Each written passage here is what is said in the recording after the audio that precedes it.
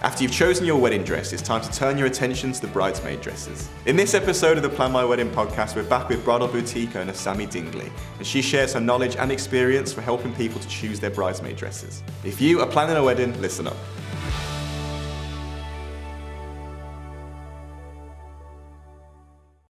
Hello and welcome to another episode of the Plan My Wedding podcast. The previous episode, we spoke about wedding dresses and we sat down with Sam Dingley from Romantic Dreams Bridal Boutique. I'm pleased to say we're still here, and today we're talking about bridesmaid dresses. So welcome back, Sammy. Thank you. I won't get you to introduce yourself and your background again. For anyone who doesn't know about Sammy or wants to listen back to that, listen to the previous episode. And I guess that this episode is kind of a follow-on from the last one, because last time was about wedding dresses. This time we're talking bridesmaids dresses. So Sammy, we spoke a lot about pressures on brides in the last episode and the kind of expectations. In my head, I picture the bridesmaids dresses, kind of the appointment with you guys or in any boutique, to be a lot more relaxed. Would that be accurate? I mean, talk me through the process of kind of bridesmaid dresses. What's the vibe like compared to choosing a wedding dress, for example? Oh, so the vibe is much more relaxed. There's a lot of pressure on the expectation of purchasing a wedding dress. So it's quite a serious appointment. Decisions need to be made. During the bridesmaid appointment, you get a lot more personality from everyone. You understand people's relationships with one another. There's a bit more camaraderie. But they're harder by far. So much harder. So many different elements that didn't factor in when choosing a wedding dress. So more body types, more skin tones, more hair colours.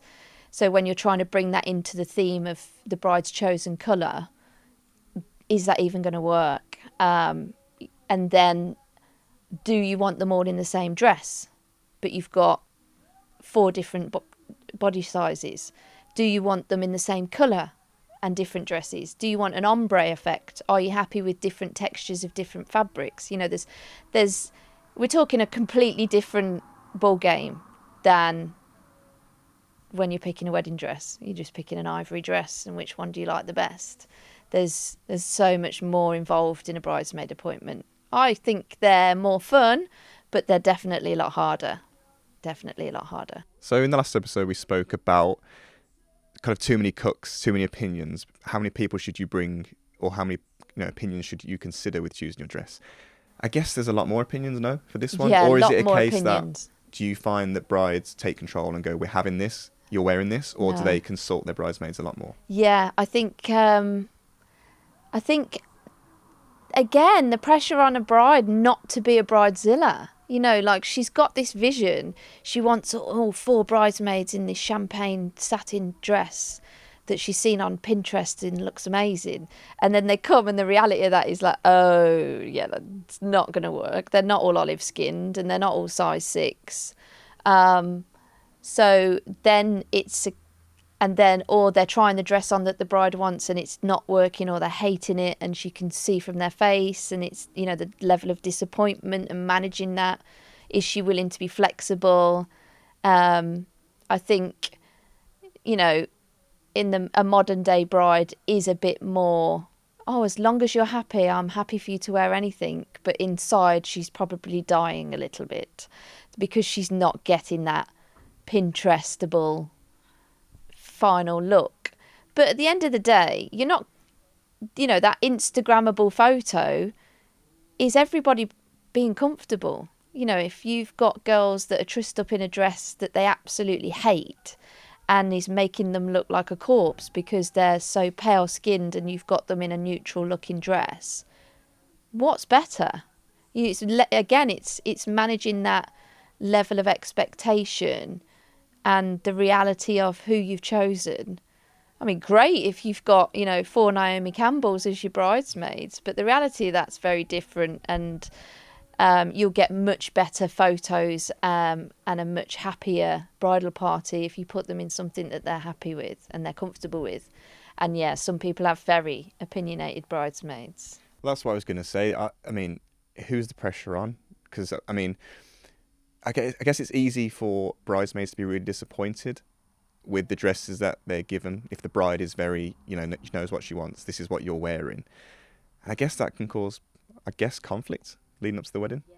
Whether they, say that they're kind of concerns about the dresses or not, there must be some sort of underlying tension there. Yes. Sometimes. We tend to find if they're family members, they're more outspoken. So like if it's a sister, she's like, I'm not wearing that. I'm not wearing that.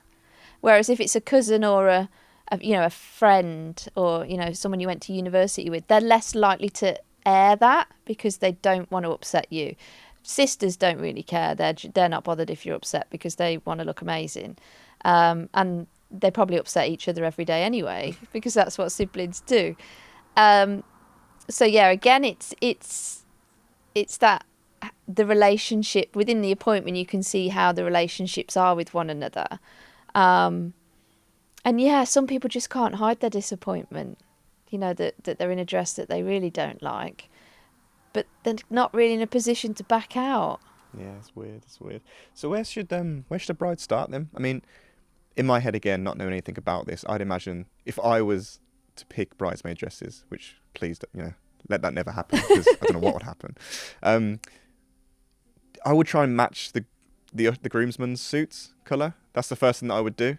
That's the last thing that brides do. Oh, really? Yeah. Well, there you go then. Yeah. So when we sort of get down to it, and they've kind of picked a dress, but they're unsure of the colour. They thought they knew what colour they were going to have, but actually, now that they've seen the girls in dresses, they're liking some other colours. They're potentially going to change.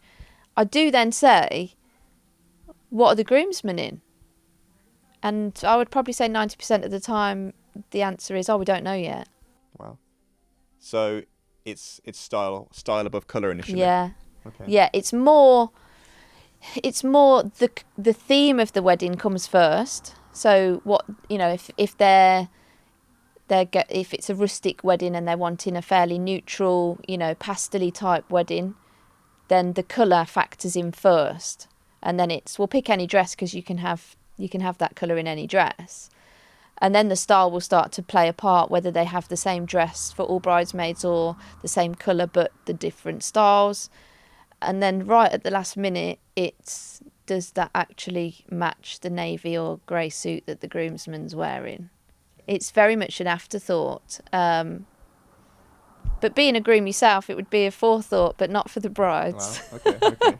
And is there, again, this might be a naive question, I know you said in the last episode there was a certain amount of foundational styles for a wedding dress. Is it the same with bridesmaid dresses, or is there so much more to choose from? There is a lot more to choose from, but they're very simple in embellishment. They tend to not have any embellishments on at all. So there'd be a very plain fabric, a chiffon or a satin, or a velvet or a sequin, but then no sort of sparkly strap, sparkly belt. That sort of pushes you into the realm of prom. So they're more simpler on style. There's still lots of different shapes. You can have fishtails, column, A-lines, but it's very, very stripped back in terms of embellishments and how jazzy they are. The wedding dresses should be the standout in terms of detail. They're far less detailed, if any detail at all. This podcast is brought to you by the Wedding Film and Photo Company. We can take care of your wedding photos, videos, and even both at the same time. We cover the whole of the UK, so if you haven't booked your photographer or videographer, head over to weddingfilmandphoto.com to see what packages we offer. We also film every episode of this podcast, so head over to our YouTube, Instagram, and Facebook pages to watch in full and to see behind the scenes content. Our handle is @weddingfilmandphoto. Anyway, enough about that. Back to the podcast. Do you think that people, when a bride chooses the dresses for her bridesmaids, they tend to go, because of social media, more towards the Instagram kind of style where they see, a beautiful photo with beautiful dresses and perfect lighting, and they think more about that look compared to what their bridesmaids might actually want? Do you see that? Sometimes, and it is hard not to want that because the photos are forever, and it is sort of in the back of their minds that how is this going to photograph? How is this going to look as a whole? And I suppose the thing to consider as well is if you then do decide to have different dresses, different colours, you go for an ombre effect, and it's all very natural. So have 4 bridesmaids in the same dress, same colour. It's quite artificial. At no point in your life would you ever turn up to an event in the same dress as somebody else in the same colour. You would leave. You would go and get changed. Like you certainly wouldn't plan it. But for decades, that's what you do with bridesmaids. But that's changing a little bit now, and there is more options to have the same colour in different dresses, or different textures, different fabrics, same colour, different, have a rustic theme and have, burnt oranges, golds, greens, blues. But then there's also the reality of when your evening guests turn up, do they know who your bridesmaids are? Because they're all in different colours, different dresses, different shapes. They weren't there for the ceremony and the photos, so they never got to see everybody together. And again, it's whether you think that's a priority, or whether you want a bridal party for 4 hours or for 14 hours. Sure. I remember reading before that bridesmaids, like years ago, they used to all wear dress the same as the bride to kind of hide the bride from like evil spirits, and then from being kidnapped as well. Yeah. So I guess obviously the traditional way is to put everyone in the same dress, but like you said, how often would you do that? Yeah. So you're seeing more and more now that people are going for different styles and different colours. Yeah, it's really nice to see. It's a lot more natural. It's just different textures and different fabrics and styles that suit the person that's wearing it. It is an honour to be part of the bridal party, but at the same time, you don't want to compromise who you are to do it. You've been chosen as a bridesmaid because you mean something to the bride and groom. Then why are they trying to dress you as somebody else? Mm-hmm. So I think as a bridesmaid, you almost have a responsibility to air your opinion on the dress that you're about to wear. And are they seasonal bridesmaid dresses? And is there a different like trend each year, or does it remain kind of similar? Yeah, in terms of style, because there's so many styles, they just sort of carry themselves from season to season anyway. There's always a colour theme. Like 2022, sage. 9 out of 10 weddings are sage. Previous to this, blush and burgundy, huge. I don't know how people just decide to have the same colour. Well, who's? I don't know if that's a stupid question. Who sets these trends? I don't know. I don't know how it's dictated. I suppose you said you don't know, but is it from the companies making the dresses? Is it that someone sees someone on Instagram and then they do it and they do it and then it kind of becomes a trend? It's quite strange that. Yeah, it may well be Instagram and Pinterest that drives it. I don't know. Or maybe it is the designer brings out a new colour and everybody homes in on it. But then they didn't see the old colours because they weren't getting married then. Sure. Or is it because, I've been to so many weddings that in navy that I'm going to go green, or I'm going to go blush, or...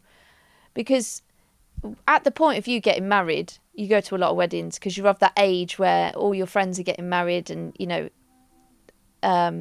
tend to... There's like a 5-year period of your life where you just go to loads of weddings and you get married in that same time. So I suppose for brides, at the back of their mind, they don't want what they've already seen. But if all your friends get married in the same year, this year, it's going to be sage. You're all going to be wearing sage. Wow. So everybody's wearing sage. And I guess picking or choosing the dress, what's the differences between online and coming into a boutique? Because I guess they're the two main options. Not everyone will come into a boutique like yours. Yeah. Some people will prefer just to scroll online and order it and it's done in a few minutes. I think budget is the biggest factor. Bridal boutiques can't compete with online in terms of pricing. We've tried to find designers that offer a lower price point, but the quality is dictated by the price point. And I think that is also the reality of buying online. The quality won't be the same. It's unlikely to be the same.